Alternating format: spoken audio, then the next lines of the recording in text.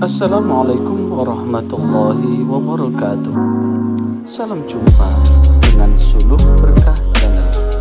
Kali ini liputan bimbingan penyuluhan pada majelis taklim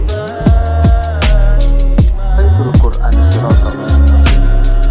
Buat Anda yang baru bergabung, jangan lupa subscribe, like, dan komen untuk keberlanjutan dari tali silaturahim kita melalui channel ini. Selamat menyaksikan. Wal Habibul Ladzi turja syafa'atuhu fi kulli amrin minal ahwali muqtahin ya Rabbi bil Mustafa balligh maqasidana waghfir lana ma madha ya wasi'al karami. Al-Fatihah.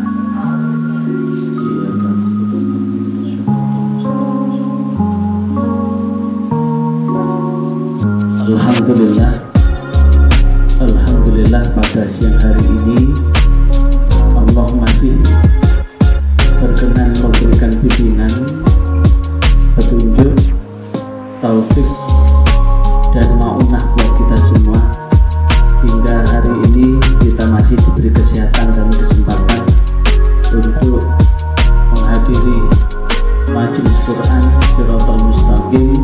Mudah-mudahan apa yang kita lakukan merupakan bagian dalam menuju ridha Allah Subhanahu wa Ta'ala.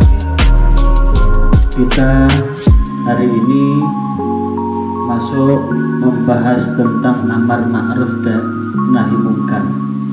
Amar ma'ruf itu adalah dari kata amaro, memerintahkan. Ma'ruf dari kata arafa, yang bagus, memerintahkan untuk berbuat baik. Nahi mungkar, dan mencegah kemungkaran. Dan perlu kita sadari bahwa sesungguhnya manusia itu bukanlah makhluk bumi. Sekali lagi, kita semua ini sebetulnya bukan makhluk bumi, tapi makhluk akhirat. Tapi walaupun toh demikian, bahwa kita bukan makhluk bumi dan kita makhluk akhirat, tapi ketika kita terlampau hubbud dunya, maka di sanalah kita akan mengabaikan tentang kekuatan akal budi dan hati nurani. Maka ketika seseorang sudah mengabaikan akal budi dan hati nurani, akal itu adalah segala sesuatu yang diterima oleh akal sehingga menghasilkan budi pekerti, perilaku yang baik. Hati nurani adalah hati yang paling dalam, yang di situ adalah ada God spot, kekuatan hidayah Allah. Nah, kekuatan hidayah Allah ini kalau kemudian ditutupi oleh hubbud dunya, maka segala sesuatu akan tertutup sehingga timbul namanya kemungkaran. Maka supaya manusia ini tidak tertutup oleh kemungkaran, maka perlu ada namanya amar ma'ruf. Amar ma'ruf adalah memerintahkan kepada kebaikan. Tujuannya apa? Agar kita hidup di dunia ini bisa selamat sampai akhirat. Kalau kemudian di dalam bab yang lain disebutkan bahwa manusia ini dari mati ke hidup, mati, hidup lagi. Kenapa dari mati? Bahwa kita dari mati dulu. Manusia itu dari mati dulu. Dari mati dulu. Kenapa dari mati dulu? Karena bagaimanapun juga tanpa kita sadari, sebelum orang tua kita menikah, maka kemudian orang tua kita kan lahir dari orang tuanya kita. orang tuanya kita lahir dari orang tua kita sampai Nabi Adam. Dari Nabi Adam itulah yang kemudian ketika Allah menciptakan Nabi Adam, diambilkan dari saripati seluruh permukaan bumi ini untuk apa? Untuk mengisi wadah kasar ini. Saripati tanah itulah yang kemudian menjadikan bahan-bahan untuk menciptakan Nabi Adam. Setelah Nabi Adam tercipta, maka Allah menciptakan Hawa dari tulang rusuk kiri yang paling bawah, yang paling kecil, yang paling pendek, yang paling bongkok. Dan kemudian jadilah Adam dan Hawa. Setelah itu apa? Apa yang dimakan itu akan menjadi bagian yang tak terpisahkan dari sel-sel yang ada di dalam diri kita. Dan apa yang dimakan itu adalah dari barang hidup tapi kemudian mati. Contoh kita makan nasi dari mana Bunda? Kalau nasi dari mana? Dari beras dulu. Beras dari mana? Dari biji padi. Biji padi dari mana? Pohon padi. Nah, jadi ketika benih padi, kalau padinya kan hidup, diambil benihnya masih hidup kan, kemudian dikupas jadi beras kan, itu kalau kemudian ditanam tidak akan tumbuh. Bisa tumbuh kalau dengan kulitnya. Gabah, padi ditanam itu kan dari gabah. Gabah itu dari masih ada kulitnya dan masih ada potensi untuk tumbuh. Tapi kalau sudah jadi beras, itu ditanam tidak akan tumbuh. Apalagi kalau jadi nasi, udah nggak bisa. Berarti nasi ini adalah mati dari makhluk yang namanya tumbuhan yang mati. Begitu pula tepung dan sebagainya, semuanya mati. Ini berarti Allah menciptakan manusia dari mati dulu. Setelah yang mati ini kemudian bersenyawa dengan sel-sel dari diri bapak kita, ibu kita, maka jadi saripati yang kemudian jadi sel yang hidup. Sel yang hidup kemudian bertemu sehingga jadi zigot. Ketika bertemu itulah maka dari mati kita diciptakan menjadi hidup. Nah, dari kehidupan ini sebetulnya ada bagian yang bersifat ruhiyah, ada yang bersifat jasadiyah. Jasad dan ruh inilah yang ketika bersatu padu bergantung pada jeladerenan yang ada di dalam diri kita. Jeladren. Kalau kita bikin pisang goreng kan ada jeladrennya. Bahan pembentuknya itu yang bisa menentukan ini termasuk orang yang mudah diarahkan ke jalan yang benar atau susah. Itu bergantung pada jeladrennya. Apalagi kalau kemudian kita pakai rumus yang ditulis oleh Syekh Hasan Al-Zahiri di dalam kitab Tarbiyatul Tifli fi Ru'yatil Islam. Jeladren pembentuk inilah yang kemudian menentukan anak ini punya potensi baik dan potensi buruk itu lebih besar mana. Potensi baik, kalau lebih besar potensi baik, gampang sangat untuk diarahkan sehingga cukup dengan amar ma'ruf. Tapi kalau kemudian potensi untuk berbuat buruknya itu lebih banyak, maka untuk menangkal itu adalah nahi mungkar. Nahi mungkar. Antara amar ma'ruf dan nahi mungkar itu ternyata lebih berat nahi mungkar. Walaupun tak begitu, amar ma'ruf kenapa lebih didahulukan? Amar ma'ruf itu jikalau kemudian disertai dengan hidayah Allah pun mudah, tapi lebih mudah untuk menyampaikan amar ma'ruf dibandingkan dengan nahi mungkar. Karena itulah Allah Subhanahu wa taala di dalam Al-Qur'an surah Ali Imran, di surah Ali Imran ayat 104, A'udzu billahi minasyaitonir rajim. Wal takum minkum ummatun yad'una ilal khairi wa ya'muruna bil ma'ruf wa yanhauna 'anil munkar wa ulaika humul muflihun. Wal takun, dan hendaklah kamu semua menjadi minkum, di antara kalian semua, ummatun, umat. Wal takun minkum, hendaklah satu umat di antara kamu semua menjadi orang yang apa? Yad'una, ilal khairi, kepada kebaikan. Ya'muruna bil khair, yad'una ilal khair, mengajak kepada kebaikan. Nah, ini kan termasuk yad'una ilal khair ini. Kalau ini bagian dari yad'una ilal khair. Budaisme ini juga dalam rangka yad'una ilal khair. Kemudian wa ya'muruna bil ma'ruf, yang pertama adalah mengajak, diajak. Yad'un, diajak untuk bil khair, dengan kebaikan, ilal khair, kepada jalan yang baik. Kemudian saat diajak yang baik itulah kemudian wa ya'muruna, dan memerintahkan bil ma'ruf, dengan kebajikan. Ma'ruf itu adalah satu kebaikan yang sebetulnya bersifat fleksibel. Ma'ruf itu adalah kebaikan-kebaikan yang sesuai dengan kondisi yang ada di lingkungan itu. Karena itulah ma'ruf di Jawa itu akan berbeda dengan ma'ruf yang ada di Arab. Ma'ruf di Arab itu berbeda dengan ma'ruf yang ada di Afrika. Ma'ruf di Afrika berbeda dengan ma'ruf yang ada di Eropa dan sebagainya. Ma'ruf itu adalah nilai-nilai kebaikan yang di situ bersinggungan dengan kehidupan sehari-hari orang yang diajak untuk berbuat baik itu. Wayanhau itu adalah mencegah anil mungkar, dan berbuat yang mungkar, berbuat yang merugikan. Nah, ada 3 hal. Yang pertama adalah mengajak kepada kebaikan, yang kedua memerintahkan pada kebajikan, dan mencegah pada kemungkaran. Itulah 3 golongan yang termasuk ulaika humul muflihun. Mereka itu adalah termasuk orang yang beruntung. Bahkan bukan hanya itu, di dalam Al-Quran surah Ali Imran ayat 110,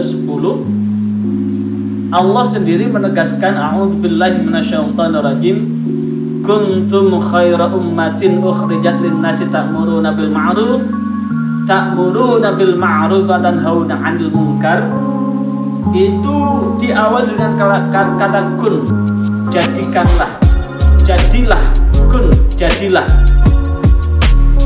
Tum, kamu semua, khairu ummah, sebaik-baik umat, ukhrijat, yang dikeluarkan, linnas, untuk manusia. Untuk apa? Ta'muruna bil ma'ruf, mengajak kepada kebajikan, wa tanhauna 'anil munkar, dan mencegah pada perbuatan munkar. Inilah yang kemudian sesungguhnya ukhrijat linnas, inilah yang kemudian kembali pada saat tadi, bahwa segala orang itu jeladranya nanya sudah bagus, ini sangat gampang untuk diajak berbuat baik. Bagaimana jeladranya yang bagus itu? Kalau pakai rumusnya Syekh Hasan Al-Dhahiri, manusia itu terbentuk dari nutfah, dari sperma. Sperma ketemu dengan ovum. Ketika sperma ketemu ovum itu, sebetulnya kalau ingin jeladranan ini bagus, maka kalau pakai yang diajarkan Rasulullah kepada Fatimah Zahra, saat Rasulullah selesai mengakad nikahkan, sebelum belah durian, itu Rasulullah memerintahkan kepada Fatimah dan Ali itu ambil wudhu, setelah itu sholat hajat. Di dalam kitab Tarbiyatul fil Ru'yatil Islam itu disampaikan bahwa begitu selesai ambil wudhu, Rasulullah ambil sisa wudhu dari Ali maupun dari Fatimah itu, kemudian dibersihkan ke seluruh penjuru mata angin, dan kemudian setelah itu disuruh sholat hajat. Setelah itu di dalam kitab itu juga disebutkan bahwa dalam kehidupan, selain dalam kehidupan manusia ini, ada namanya manusia, ada namanya makhluk kasar yang dapat dilihat oleh indrawi kita, ada makhluk yang tidak bisa diindrai, yaitu makhluk halus. Di antara makhluk halus itu yang bagus betul, tidak pernah maksiat, disebut dengan malaikat. Ada makhluk yang jelek betul, saking sombongnya, namanya iblis. Ada di antara malaikat dan iblis itu namanya jin. Jin itu ada jin yang muslim, ada yang jin kafir. Khusus makhluk Allah yang bagus betul itu memang dalam situasi yang serba bagus. Tidak mau lihat aurat, tidak mau lihat yang jelek-jelek. Makanya ketika ada orang yang bersenggama membuat anak kemudian telanjang bulat tidak ditutupi apapun, malaikat itu malu dan kemudian menjauh. Kalau malaikat itu malu, yang dekat siapa? Yang dekat itu jin-jin yang jahat sama iblis setan. Kalau jin-jin jahat dan iblis setan itu mendekat, wong habis bikin begitu itu capek kan, bisa ketiduran kan. Lah ketika ketiduran itu kemudian tidak ditutup dengan selimut, siapa yang gantikan? Setan. Akhirnya digantikan setan. Makanya di situ di dalam kitab Tarbiyatul Tifli fi Ru'yatil Islam itu jikalau tidak dilakukan dengan cara-cara yang sopan, cara-cara yang mendekatkan malaikat, maka ada namanya keturutsertaan setan dalam proses pembuahan. Kalau ada keturutsertaan setan di dalam proses pembuahan itu, maka ketika lahir juga separuh manusia, separuh. Inilah yang kemudian ketika jadi anak ya susah diingatkan. Seperti ini yang masih sedang berkasus ini, guru honorer yang ada di NTB itu yang kemudian dituntut orang tuanya 50 juta dan kemudian lebih memilih masuk sidang itu. Iya sama anak sama bapak sama aja itu. Sudah dengar azan diajak sholat tidak mau. Guru niatnya adalah untuk membimbing supaya menjadi hamba Allah yang taat, tapi orang tuanya juga. Itu artinya apa ya? Setali tiga uang bahasa setali dua.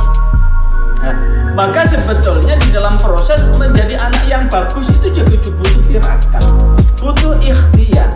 Nah, ketika sudah demikian, maka perintah Allah bagaimanapun juga manusia adalah makhluk akhirat. Mau tidak mau, kalau kita ingin menjadi orang yang terbaik dalam kehidupan dia, kuntum khaira ummah.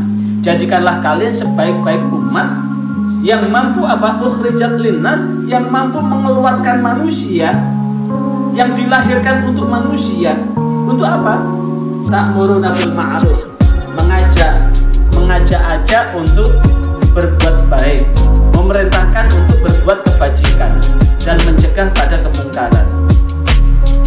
Nah, makalah di situlah sebetulnya kerja amar ma'ruf nahi mungkar itu memang kerja yang tidak ringan. Saking tidak ringannya, maka Allah sendiri menegaskan di dalam Al-Quran surah Al-A'raf ayat 199. A'udzubillahi minasyaitonir rajim. Hudil afwa wa'mur bil ma'ruf wa'arin 'anil jahilin.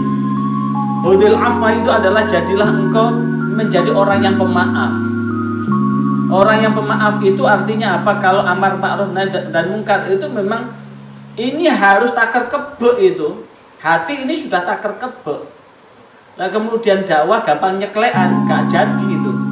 Wong namanya bekerja dakwah itu apik ya gak dilem, jelek malah dijelek-jelekkan. Itu sudah wajar itu. Karena memang bagaimanapun juga surga itu juga tidak murah. Tapi kalau berhasil betul itu merupakan amal jariah yang tidak akan terputus. Karena apa? Idza mata ibnu Adam, ketika meninggal anak cucu Nabi Adam, inqata'a min amalihi, putuslah dari amal perbuatannya apa? Illa min salasin, kecuali dari 3 perkara. Apa 3 perkara itu? Salah satunya ya au ilmin yuntafa'u bih, atau ilmu yang dimanfaatkan. Berarti ilmu yang dimanfaatkan ya ilmu yang disebar-sebarkan seperti ini. Nah, kalau sudah berniat untuk menyebar-nyebarkan ilmu seperti ini, ya memang hati mental ini harus tangguh betul. Orang itu kalau sudah mulutnya ember betul itu, kalau sudah ngomongkan orang entek ngamuk orang golek, seakan-akan menelanjangi dan seakan-akan yang ngomong orang yang paling hebat sendiri. Dan bawaannya setan itu kan memang senantiasa untuk mengipas-ngipasi orang untuk mencari keburukan orang. Apalagi kalau kemudian dalam satu jagongan itu kemudian sudah ngocei keburukan orang, tidak selesai dan gayeng betul itu kan. Karena itulah kemudian khudil af, jadilah engkau pemaaf. Untuk apa? Dan wa'mur bil ma'ruf, untuk memerintahkan kebajikan, wa'arid anil jahilin, dan berpaling dari orang-orang yang bodoh. Jadi kalau kemudian kita dihadapkan pada orang-orang jahil, selama itu bukan berkaitan dengan masalah agama, ya abaikan. Tapi kalau sudah bermasalah agama, seperti Rasulullah itu sudah ngasih contoh kalau yang dihina Rasulullah, yang dibully adalah diri Rasulullah tidak pernah marah. Tapi kalau sudah Allah dan agama, marah. Nah, sekarang pilihan sekarang ini kan, saat ini kita juga berdoa saudara-saudara kita yang sedang ada di Palestina, mudah-mudahan yang betul-betul berada di jalan Allah senantiasa mendapatkan pertolongan Allah. Tapi ingat, di Palestina itu tidak semuanya muslim loh ya.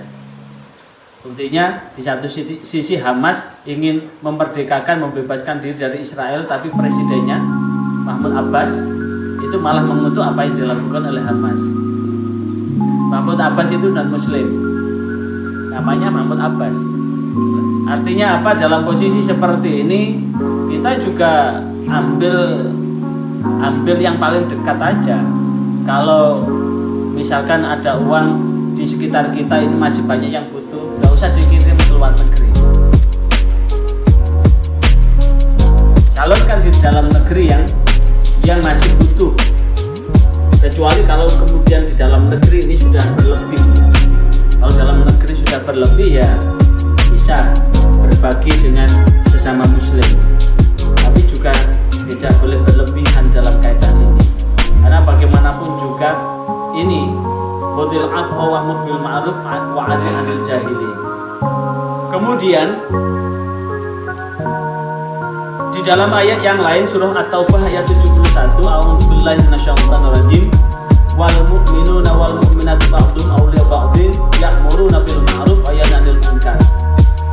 Sesungguhnya orang yang beriman laki-laki dan beriman perempuan, ba'dhum awliya'u ba'dhin, sebagian satu atas sebagian yang lain itu saling menolong, akan menjadi penolong. Aulia itu akan menjadi penolong. Berarti kalau kemudian kita sadar bahwa kita ini bersaudara, maka tentu hubungan persaudaraan itu tidak akan terputus dengan apapun. Makanya ketika ada saudara yang jelas-jelas salah, jelas-jelas maksiat, kewajiban kita mengingatkan. Contoh, panjenengan lihat saudara kita buang sampah sembarangan, tiba-tiba sampah itu ditaruh di depan, kewajiban kita mengingatkan, yuk lek sampean deleh kono sapa sing buang. Apalagi kan numpuk menjadi sampah yang busuk kemudian merusak lingkungan. Nah, itu artinya apa? Di satu sisi kita amar ma'ruf, memerintahkan untuk meletakkan sampah pada tempatnya. Sisi yang lain kita nahi mungkar, mencegah supaya kemungkaran itu tidak berlangsung lama. Nah, sama persis kemudian satu ketika tiba-tiba kita jagong, kemudian di antara jagongan kita itu kok ngocei keburukan orang lain gitu. Yuk, ojo diterusno lho yuk. Ngajak ngerasani orang begitu. Yuk, ojo diterusno. Kenapa? Kalau seseorang membicarakan keburukan orang lain, secara otomatis dia ngambil dosa orang lain loh ya. Misalkan kita ngerasani orang entek ngamek kurang golek, keseluruhannya diudal semua. Diudal semua, gak ada yang tersisa. Berarti dosa orang itu habis, hilang.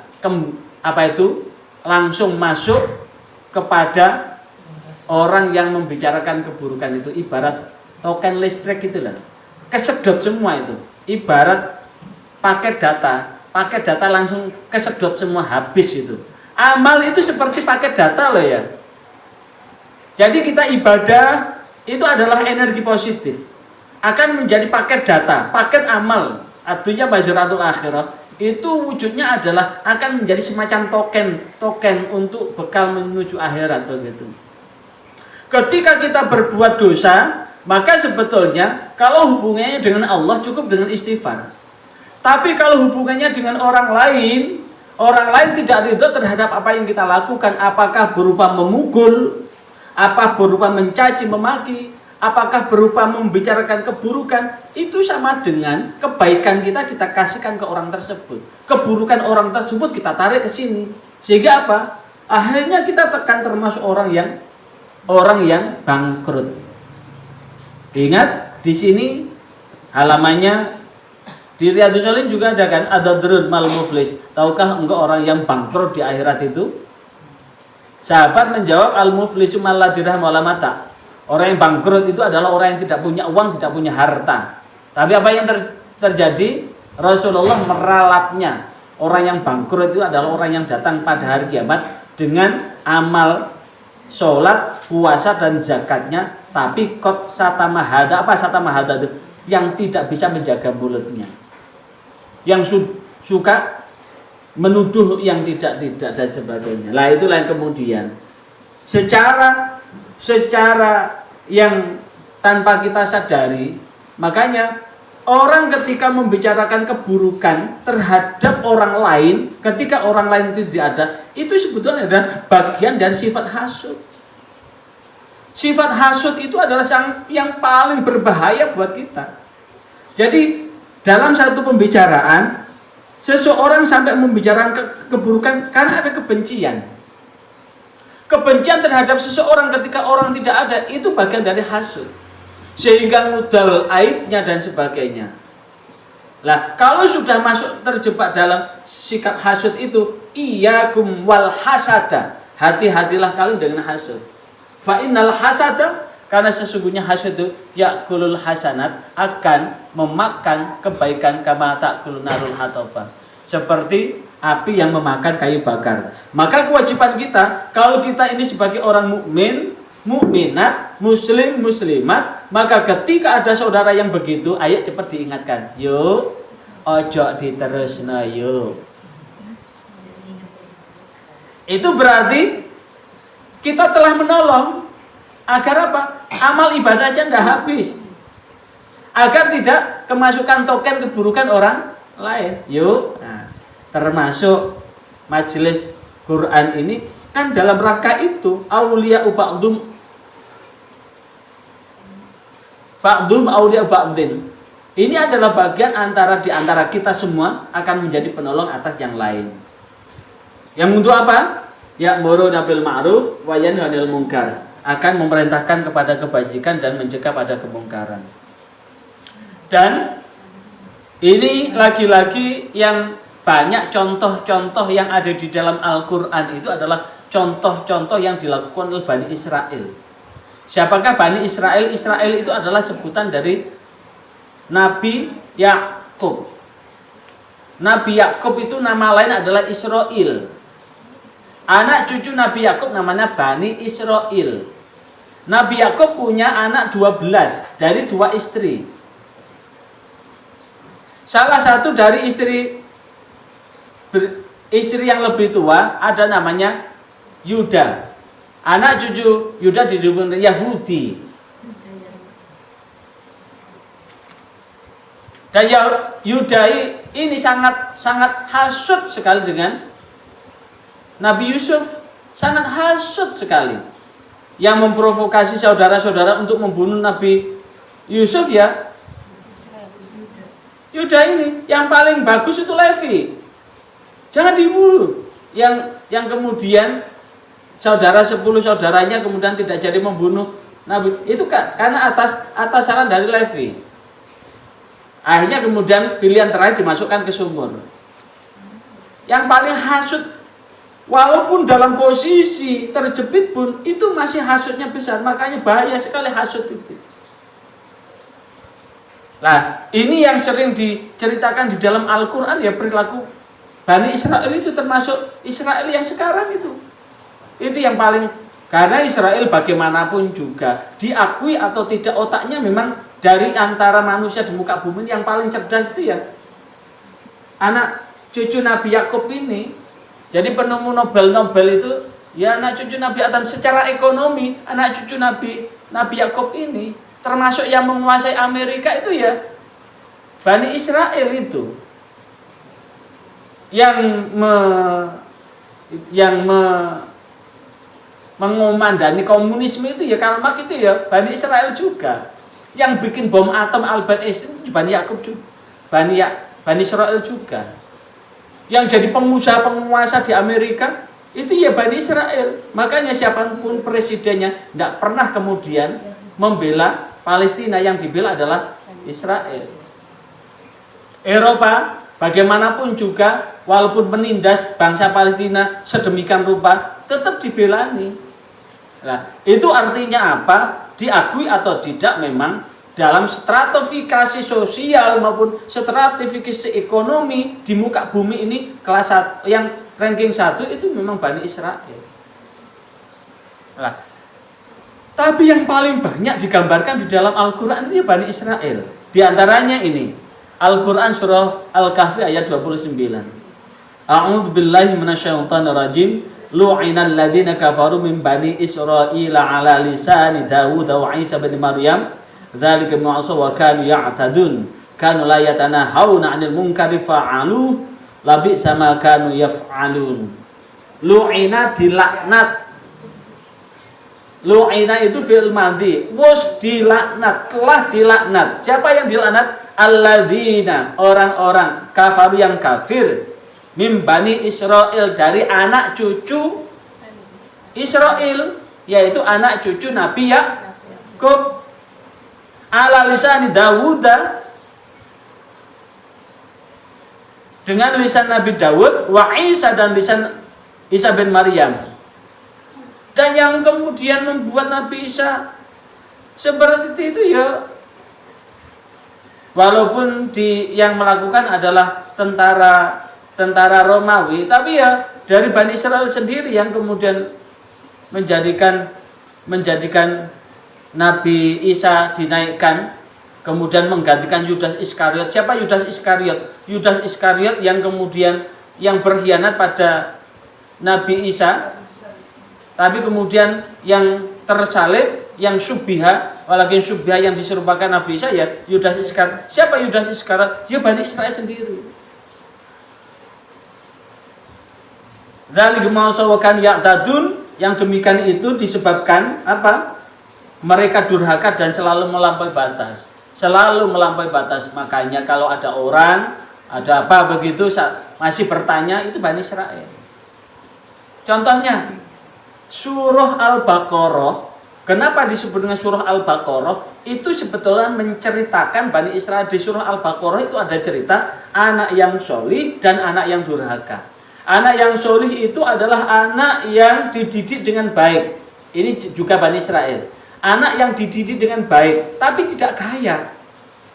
Saking tidak kayanya, punya sapi satu-satunya, orang tuanya sebelum meninggal wasiat, bapak gak iso ninggalno opo-opo, ninggalno sapi iki tok, ramuten sapi iki sing apik kaya ngeramut bapak. Diramutlah sapi itu, sehingga sapi itu digambarkan di dalam Al-Quran, sapi yang tidak terlampau muda, terlampau tidak tua, sapi yang diceritakan di surah Al-Baqarah itu, ya sapinya anak yang soleh yang tidak kaya itu. Tapi di situ juga diceritakan anak orang kaya, bapak ibunya kaya, hartanya banyak, tapi anak ini tidak dididik dengan baik. Anak ini dididik dengan foya-foya, sehingga dia ngebet ingin dapat warisan dari orang tuanya. Tapi orang tuanya tidak mati-mati. Akhirnya bapak ibunya dibunuh. Setelah bapak ibunya dibunuh, dibuang di perbatasan desa. Akhirnya dia teriak-teriak, habis namanya maling berteriak pencuri ya ini. Maling berteriak pencuri, yang akhirnya apa? Dia berteriak, celaka, orang tuaku telah dibunuh. Akhirnya berkumpullah dua desa itu. Kalian ya yang telah membunuh orang tuaku, aku tuntut kau. Padahal habis dibunuh sendiri. Jadi setelah dibunuh orang tuanya ini, kemudian dibunuhlah, didakwakanlah kepada penduduk dua desa itu. Penduduk dua desa dari Bani Israel ini tidak terima, akhirnya mengadukan kepada Nabi Musa alaihissalatu wassalam. Setelah mengadukan, Allah memerintahkan untuk cari sapi. Allah memerintahkan oleh Nabi Musa, suruh cari sapi. Setelah cari sapi, sapi yang bagaimana? Sapi yang bagaimana? Sapi yang bagaimana? Akhirnya merasa tidak sanggup. Tapi karena ini adalah perintah Allah, ketemulah sapi milik anak yang soleh tadi. Begitu sapi itu disembelih, kemudian diambil ekornya, dikebutkan kepada kedua jenazah itu kemudian bangkit dan kemudian menceritakan bahwa tidak siapa-siapa yang membunuh dirinya, yang membunuh adalah anaknya yang ngebet ingin dapat warisan. Ceritanya siapa? Ceritanya Bani Israel. Lah, memang begitu wataknya. Udah dikasih baik. Contohnya, ketika pindah dari Mesir ke Palestina, ini kan diselamatkan oleh Nabi Musa. Ketika Nabi Musa ada keperluan, ditinggal oleh Nabi Musa, apa yang dilakukan? Namanya muncul Samiri, diceritakan juga di dalam Al-Quran, menyembah patung sapi. Ya memang begitu. Nah, tapi di antara sekian ini masih lurus-lurus. Makanya agama yang dibawa oleh Nabi Ibrahim turun ke Nabi Ishak, turun ke Nabi Ismail, sampai Abdullah, sampai Khadijah, sampai bapaknya Khadijah. Itu namanya agama Hanif, agama yang bersih, yang tetap menyembah Allah yang ahad, tetap mengatakan kul huwallahu ahad, lam yalid wa lam yulad wa lam yakul lahu kufuwan ahad. Nah, itulah yang kemudian bahwa sesungguhnya di antara anak cucu Nabi anak cucu Nabi Yakub yang disebut dengan Bani Israel itu kemudian dilaknati dan kemudian dikembalikan lagi dengan Allah mengutus Nabi Daud dan mengutus Nabi Isa untuk mengembalikan kekufuran mereka. Dan kenapa sampai seperti itu? Karena itu melampaui batas dan ada kedurhakaan. Dan mereka satu sama lain itu melarang mereka satu sama lain selalu tidak melarang tindakan mungkar dan mereka perbuat. Ketika ada kemungkaran dibiarkan aja. Karena itulah di dalam ayat berikutnya yang tadi surah Al-Maidah ayat 78 sampai 79. Ya bukan Al-Kahfi. Lu'inal ladzina kafaru itu surah Al-Maidah ayat 78 79. Baru di surah Al-Kahfi ayat 29 itu adalah wa qulil haqqu bir rabbikum faman syaa'a falyu'min wa man syaa'a falyakfur. Wa qulil haqqu, dan katakanlah bahwa kebenaran itu adalah mir rabbikum, dari Tuhanmu, faman syaa'a falyu'min, jikalau Allah menghendaki orang yang Allah kehendaki maka hendaklah ia beriman, dan wa man syaa'a, jikalau Allah menghendaki maka biarlah ia menjadi kafir. Maka ini artinya apa? Setiap orang itu dikasih hati nurani. Udah ditunjukkan tapi tetap ngotot, ya silahkan. Ibarat barang hilang atau rusak di kendaraan umum, resiko ditanggung. Manusia ini hanya sebagai penumpang sebuah kendaraan namanya bumi. Ada perjalanan menuju akhirat. Adapun kemudian di akhirat itu rusak, celaka, maka resiko ditanggung manusia itu sendiri untuk menanggung, karena sesungguhnya kewajiban kita tetap amar ma'ruf nahi mungkar. Sehingga di dalam surah Al-Hijr ayat 94 disebutkan fasda bima tu'mar. Apa itu fasda? Maka sampaikanlah olehmu secara terang-terangan segala apa yang Allah perintahkan. Untuk apa? Disampaikan secara gamblang, tidak usah ditutup-tutupi. Dan disitulah kemudian bagaimanapun juga Allah senantiasa berkeinginan untuk menyelamatkan manusia itu dari ke apa? Dari kerusakan. Karena Allah itu selalu sayang pada hambanya, selalu menginginkan agar manusia ini selamat. Tapi lagi-lagi manusia ini masih kalah dengan hawa nafsu. Hawa nafsu itu ibarat jiwa ini ibarat kaca. Kalau kaca itu sudah terlampau banyak dosa dan tidak mau bertobat, maka mata hati akan gelap gulita. Ketika mata hati telah gelap gulita, maka dikasih petunjuk apapun tidak akan masuk. Akan masuk telinga kanan, keluar telinga kiri, bahkan akan tertolak.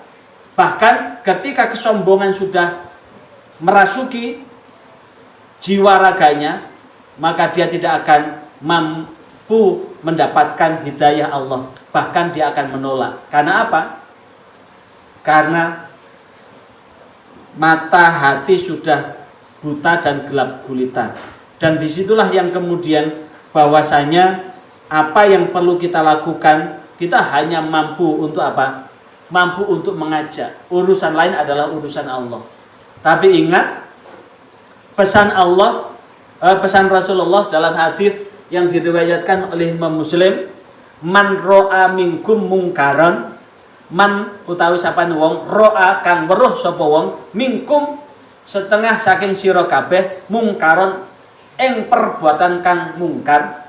Jikalau kita melihat perbuatan yang mungkar yang mendatangkan kerusakan, keburukan, perintah Allah memang fal yughayyir biyadih, maka hendaklah rubahlah dengan kekuasaan.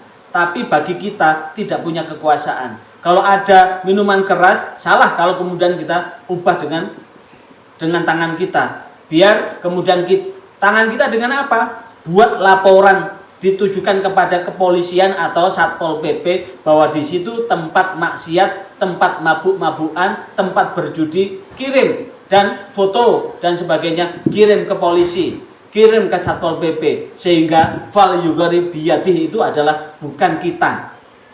Salah kalau kita, karena kita tidak punya kekuasaan tangan, hanya menulis aja. Yang kita lakukan fa'ilam tastati, kita tidak bisa karena tidak punya kekuasaan dengan tangan. Fa'ilam tastati, jikalau engkau tidak mampu, fabilisani, dengan lisan. Lisan yang tertulis di pena, lisan yang kita lakukan lewat dakwah-dakwah. Tapi sekali lagi, jikalau lisan tidak mampu, fal yughayyir fabiqalbih, maka dengan hati. Tapi ingat, fabiqalbih, dengan hati itu wadzalika aful iman, itu adalah selemah-lemahnya iman. Jadi kalau kemudian apalagi diam loh ya, sudah tahu itu perbuatan maksiat, mungkar, kita cukup diam, itu adalah selemah-lemahnya iman. Sehingga dengan demikian, apa yang ada di sekitar kita, supaya kita ini tidak kemasukan amal keburukan yang mereka lakukan, maka yang dapat kita lakukan adalah tetap mengingatkan dan selalu mengingatkan. Kalau kita mengingatkan, paling tidak kita mengingatkan diri kita. Bagaimana kita ibarat penumpang sebuah kendaraan, kita bisa selamat menjalani perjalanan kehidupan itu. Ini untuk sementara, sebelum kita lanjutkan, barangkali ada yang bisa ditanyakan, saya persilahkan. Jadi frekuensi kemuliaan seseorang itu kan pada ketakwaannya kan. Ketakwaan ini apa? Kemampuan untuk melaksanakan perintah Allah dan meninggalkan larangan Allah. Lantas bagaimana ketika ada orang perintahnya tidak dijalankan, tapi malah larangan Allah yang dikerjakan? Maka kewajiban kita adalah amar ma'ruf. Amar ma'ruf memerintahkan kepada kebajikan. Yad'una ilal khair, mengajak kepada kebaikan. Wa ta'muruna bil ma'ruf, memerintahkan kepada kebajikan, dan wa tanhuna 'anil munkar, dan mencegah untuk berbuat mungkar. Lah mencegah inilah sebetulnya termasuk itu bagian dari mencegah kemungkaran, Bunda. Jadi gak apa-apa kalau itu, tapi sekali lagi bahwa sesungguhnya kesempitan hidup itu juga berangkat dari kesempitan kita untuk melaksanakan apa yang telah Allah syariatkan. Mendingan sekalian kufur itu malah diulu-ulu, kemudian Kalau sudah kufur itu ya tetap ya dibantu setan sama jin-jin jahat sekalian ngambil doyol, itu kan juga bersekutu dengan jin. Bersekutu dengan jin, saya kira itu. Kalau sudah masuk pada penyakit penyakit yang paling berat itu kan hasud kan. Hasud itu bagaimanapun juga obatnya ya dengan ikhlas dan sabar. Nerimo ing pandum, bersyukur atas nikmat yang Allah berikan. Barangkali ada yang ditanyakan lagi, monggo. Saya kira itu ya. Mari kita berdoa kepada Allah Subhanahu wa taala, mudah-mudahan kita dikasih nikmat hidayah, nikmat iman oleh Allah, sehingga kita bisa menjaga keimanan kita untuk senantiasa berbuat baik, menjauhi kemungkaran, dan mudah-mudahan Allah senantiasa ridho terhadap apapun yang kita lakukan. Al-Fatihah. Iyyaka na'budu wa iyyaka nasta'in. A'udzu billahi minasyaitonir rajim. Bismillahirrahmanirrahim. Allahumma shalli wa sallim wa barik ala sayyidina Muhammad walhamdulillahirabbil alamin. Ya Allah, ya Fatah, ya Rahman, ya Rahim. Wahai Zat yang Maha membuka segala pintu rahmat, segala pintu kebaikan, kebajikan, keselamatan, baik di dunia maupun di akhirat. Wahai Zat yang Maha Penyantun, wahai Zat yang Maha Pengampun, kami sadar ya Allah bahwa kami bukanlah malaikat, tapi kami bukan iblis ya Allah. Kami sadar bahwa kami tidak akan bisa menghindar dari keburukan, dosa maupun kesalahan. Tapi kami bukan iblis yang ingkar, tapi kami tetaplah manusia dengan keterbatasan yang ada pada diri kami. Tatkala kami lalai, tatkala kami salah, tatkala kami lupa, janganlah Engkau laknat kami. Jangan Engkau biarkan ya Allah kami dalam kemaksiatan, tapi berilah kami bimbingan dan petunjuk-Mu agar kami mampu kembali menjadi orang yang bertaubat, menjadi orang yang senantiasa beristighfar mohon ampun atas kesalahan itu. Dan bimbinglah ya Allah langkah kaki kami, detak jantung kami, desa nafas kami untuk menuju jalan yang Engkau ridhai. Fafir ilaika ya Allah, berlari menuju ridha-Mu ya Allah. Hanya kepadamu ya Allah kami mengabdi, dan hanya kepadamu kami memohon pinta. Istajib ana du'aana, istajib ana du'aana. Allahumma rabban la tada'lana fi majlisina hadza dzamban illa ghafartah. Jangan Engkau biarkan kami meninggalkan majelis ini dengan dosa kecuali Engkau ampuni, dengan aib kecuali Engkau tutupi, dengan kedukaan kecuali Engkau bahagiakan, dengan kesulitan kecuali Engkau mudahkan, dengan hutang kecuali Engkau beri kemampuan untuk melunasinya, dengan sakit kecuali Engkau sembuhkan, dengan hajat dan cita-cita kecuali Engkau kabulkan. Engkau sukseskan apa yang menjadi cita-cita kami, cita-cita istri kami, cita-cita anak kami, cita-cita keturunan kami. Demikian liputan kegiatan bimbingan penyuluhan kelompok LPM Majelis Taklim Baitul Quran yang ada di perumahan Bumi Permata Hijau. Sekali lagi jangan lupa subscribe, like, dan komen untuk Anda yang baru bergabung dari channel ini. Sampai jumpa. Wassalamualaikum warahmatullahi wabarakatuh.